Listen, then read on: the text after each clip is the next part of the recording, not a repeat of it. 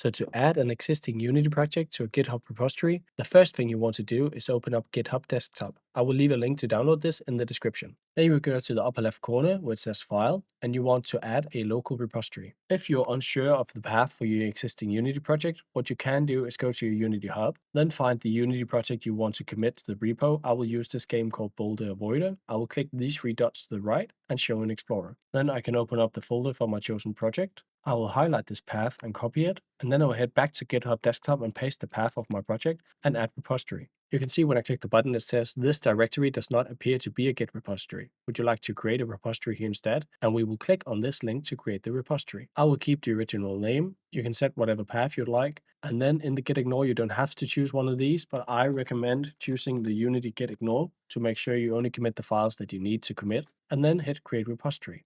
When that is done, you can go here to history and you can see your initial commit, and you can see that we've imported our assets from the Unity project. I will just publish my repository. You can tick this to keep your code private, but if you don't mind other people reading your code, you can untick this to make the code public. I will publish my repository, and now we can go ahead and view it on GitHub. And you can see our new repository is now active with the name we've set, and we have our assets, packages, project settings, everything we need for our Unity project. Thank you for watching. Make sure to leave a like and a comment, and subscribe to my channel for more content like this.